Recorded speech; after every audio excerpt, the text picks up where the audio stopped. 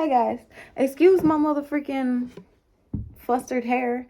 I kind of just got back from the gym, but I had a quick channel message that I wanted to share with y'all, and I didn't write it down. So before I get to my snack, which is cottage cheese, peaches, cinnamon, and sugar, I wanted to share this channel message with y'all, and I thought it was really cute.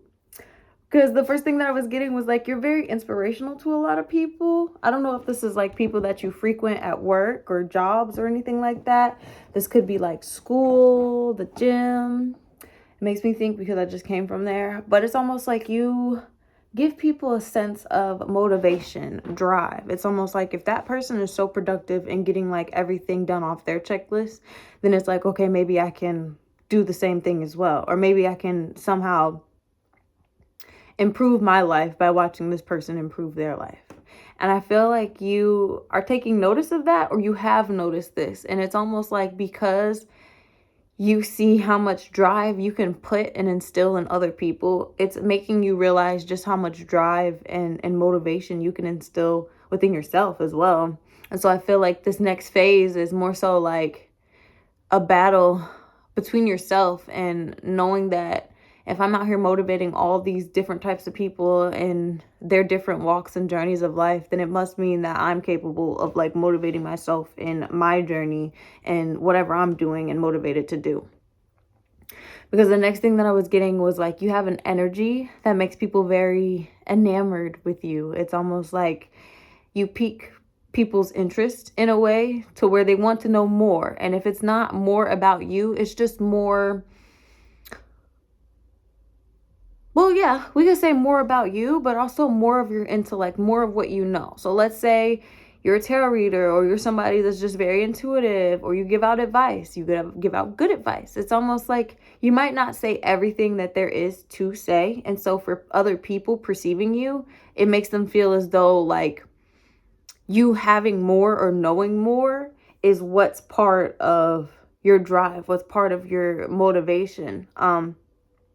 And I feel like you don't allow a lot of people to see your dark days or your down days, but I also feel like you acknowledge those and you never act like they aren't there, like they don't exist. Everybody has their bad days, you know? And so to people who are perceiving you, they might not feel as though you're ever down or out or crying or unlucky or just have those bad days, but it's almost like you're aware of the type of people that turn to you or look to you in a time of need. And so it's not ignoring your bad days or not acknowledging your bad days, but it's just to say that that's not something you want to curate a focus on, because you don't even focus on your bad days. It's like a bad day doesn't even end off as a bad day for you, because if it started off bad, you're going to do everything in your power to make sure that it ends off on a good note.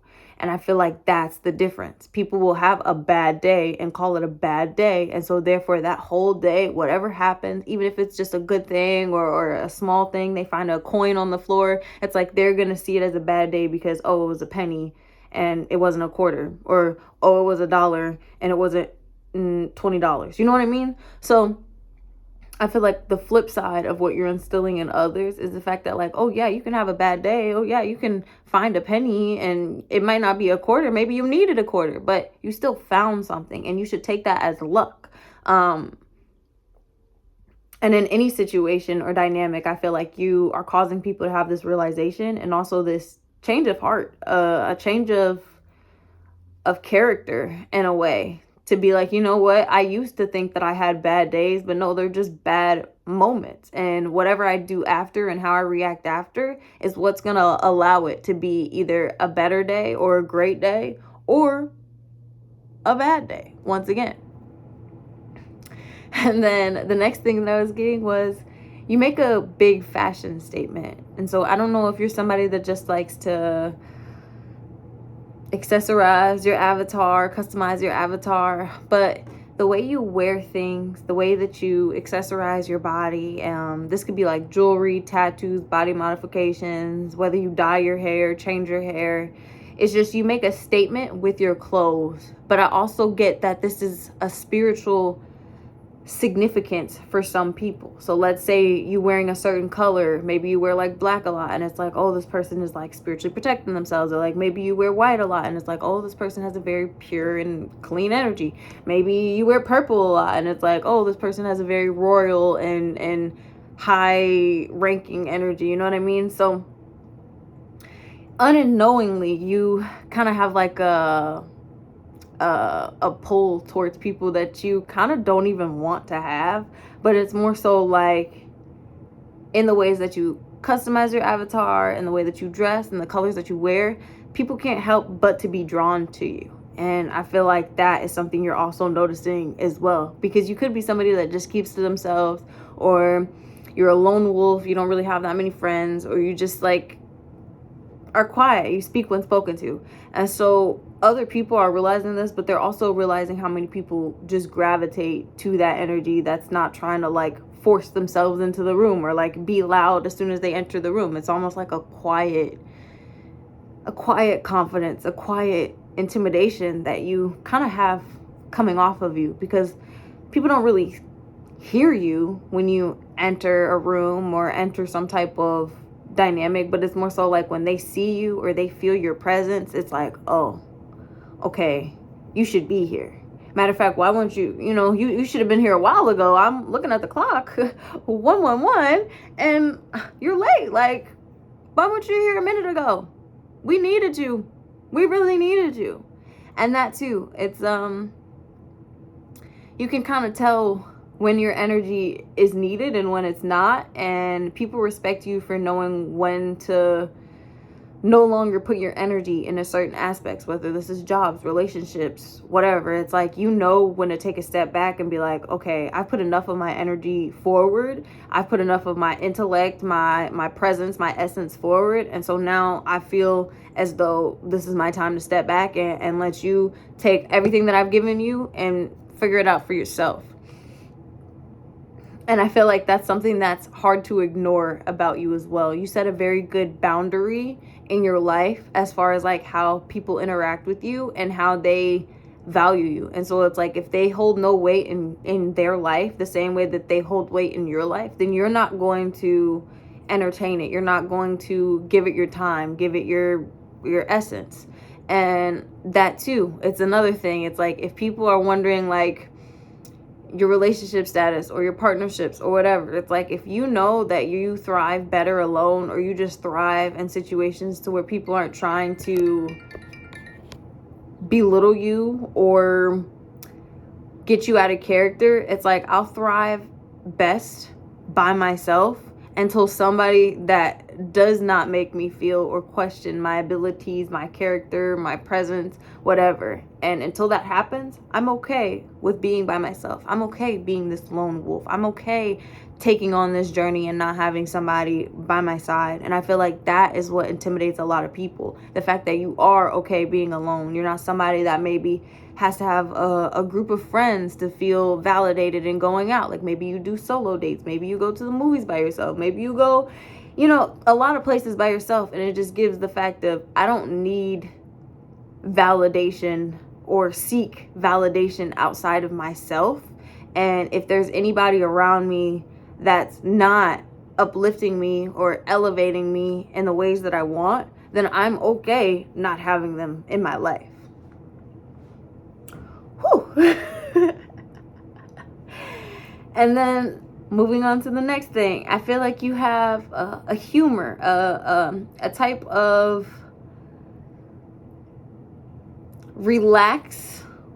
Well, I don't want to say relax, but more so like you relax in a way that not many people understand, or maybe your humor is not something that a lot of people understand. Maybe you use dark humor, or you just laugh off things that should be taken seriously, but in your eyes, by laughing about it or just not feeling the pressure of it so much, allows you to absorb it in the way that it needs to be absorbed.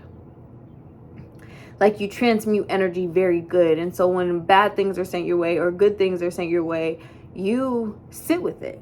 Even if it's a bad thing, like, even if somebody was to send you bad thoughts or to send you bad whatever. It's like, I'm going to sit here and I'm going to sit with it. I'm going to put myself in your shoes to think of why you would think or feel this way towards me. And then I'm also going to put myself in my shoes and think about how you have made me feel or acted towards me. And I'm going to figure out what side is more logical. But of course, you're going to consider that person's side, even if it's not wrong, even if it is right. Like, y'all know what I mean? Even if it's wrong, even if it's right, it's like you're going to consider that person's point of view. But that willingness to even consider another person's point of view is rare. It's something that not many people do. Not many people even think. Like, if their day-to-day doesn't allow them to think, to actually consider or process or reminisce on their character, their intellect, their mentality, it's like most people don't think. And so you being someone that comes into a room or comes into a community, whatever, it's like, I'm going to make you think. I want you to think. And with that thinking, not only are you going to think for yourself, but you're also going to be able to think about the people around you and think about how you're affecting the people around you. And so when you put yourself in that position to think, you can't help but to think about how other people will feel. And that's what putting yourself in other people's shoes is, right?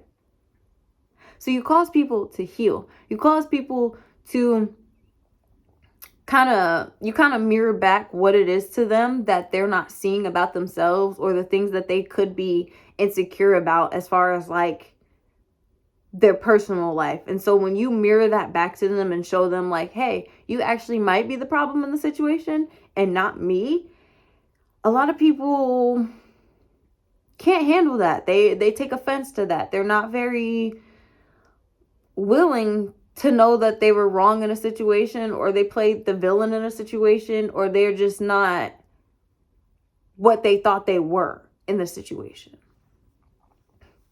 And then that leads me to the next thing. You call out truths in people that not a lot of people want to have called out. And I feel like this could pertain to your spiritual gifts or just your abilities, your psychic gifts or whatever. But it's like when you call or say certain things to people or know certain things, it might not be scary to you because you already see it coming. But to other people, it's scary. It's like this person is doing something that is rare or is something that I've never seen before. But for you, it's something that's like an everyday expression. Like these interactions or these things that happen to you happen on an everyday basis. It's just people who experience it or are taking notice of it now would think that it's something that should be feared or on the lookout for. But it's really just confirmation of your spiritual protection. It's really just confirmation that you do have angels, ancestors, spirit guides on the other side who help you in anything that you do. And so when people don't want to believe that, or they want to ignore that, or not believe in the things that we can't see, I feel like you are a testimony, or just walking proof that there is other forces, there are other things that walk amongst this earth with us that we might not be able to see, hear, or feel. But for some of us, we can. And if that's not a normality in your life, I feel like you make that a normality for a lot of people. Even just meeting you, even having first impressions, even if you don't tell them that you read cards or that you're spiritual or you're psychic or you're intuitive, it's like just off a couple interactions with you, they can make the mental note of like, yeah, this person has some type of calling over them, or this person has some type of protection over them. That's just a journey that can't be ignored. A calling that you can't fight. And for other people, some people will admire that and understand that they might have a calling or a journey or a destiny that maybe they're not answering or they've never even considered. But when you come around, you make them consider it. You make them believe like, oh, if I did have a dream, if I did have a goal, if I did have a plan, that might still be something that I can achieve or I can dream about and actually, endeavor on because I'm watching this person do it as we speak. And that too, it's like a lot of people are watching you do things that you talked about, and it's like you didn't plan about it, you didn't sit there and brainstorm about it. It's like I said I'm going to do it and then you just did it. And it was like you didn't brainstorm for as much as people wanted you to.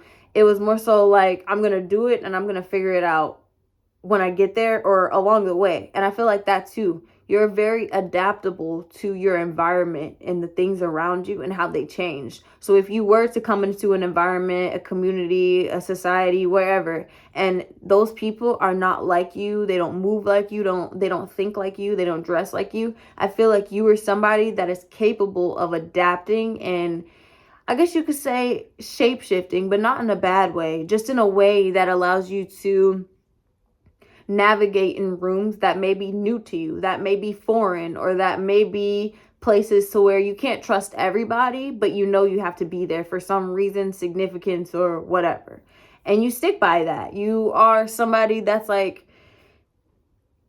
okay, I'm going to go into this room. I don't know anybody here. I don't know a single name. I don't know a single soul, but I'm still being told that this is where I'm supposed to be. And as long as the universe is telling me that this is where I'm supposed to be, I'm not going to question if any of these other people are going to question why I'm here. The universe is telling me this is where I'm supposed to be. So I'm going to be here. And that too, people can't push you out of an area. People can't kind of bully you to go somewhere else or make you feel like you don't belong in a certain area or space, because I feel like for a long period of your life, you were kind of always the outcast. You were kind of always the person that was like the oddball out. And so it's like growing up, even as adults, when grown ass motherfuckers do this shit, you're used to it. You're like, when I was a kid, people did this shit to me, and as an adult, people are doing this shit to me, but I'm used to it because I don't look like you motherfuckers. I don't walk like you motherfuckers. I don't talk like you motherfuckers. Like, at the end of the day, I'm not you. So as much as you can have a problem about me and who I am, I'm forever going to be here because this is where the universe wants me. And so you can act away, you can speak away, you can navigate away, but never is it going to make me uncomfortable enough to leave where I should rightfully be, because the universe wants me here. And that too, a lot of people will learn the hard way that if they want to do things to you that aren't right, you believe in karma. You believe in karmic law. And so whatever people dish out, it's more the mentality of, I hope you can take it. I hope you can receive it. Because when I give it back, it doesn't come with the level of, it doesn't come with the same level or narrative of how you sent it to me. It's like when you send it to me, I hone it in, I transmute it, and then I add my own flair onto it so that when I do send that karma back, it lets you know exactly who it's coming from. It lets you know exactly what person, because maybe you might have forgot. Maybe it might not register in your mind that you tried to fuck with me. So when that karma does clap back, people know exactly who it's coming from and how it's coming and where it's coming from, because of the energy that you carry. And I know I feel like I'm rambling. I'm gonna probably chop this up and edit it, but it's getting to a point to where anybody that's receiving karma from you now, from your ancestors now, it's quite obvious who it's coming from. It's quite obvious why it's happening now. And it's quite obvious to a lot of people that are on the outside looking in that you're really not the best one to mess with. You're really not the one to try anything to, especially in the spiritual community, because when you were backing up all these people, I feel like they were even kicking you and didn't even realize that you could have been a subscriber of them. You could have been a follower of them, a supporter of them. And so Now that you are surfacing, because not a lot of people are doing what they're supposed to with the positions that they've been put in, and you are coming up into things, it's showing, and people can kind of feel which ones of them will get knocked off if they continue to attack you and make you feel like you shouldn't be doing something, when it's not that you're the only person that should be doing it, but your creativity and the way that you do something is needed, because nobody does it in the way that you do it. Nobody will interpret it in the way that you will. And so that's the issue with people, and not being able to digest and accept that there are other people like them, or there are other people that should be in positions like them. It's like, realize who you're talking to, and also don't flip the switch when you see the motherfucker who you were talking about is actually a real person, and you actually see all the little messages and the channel messages that you were reading for a specific person is actually playing out for said specific person. Alrighty. I'm done.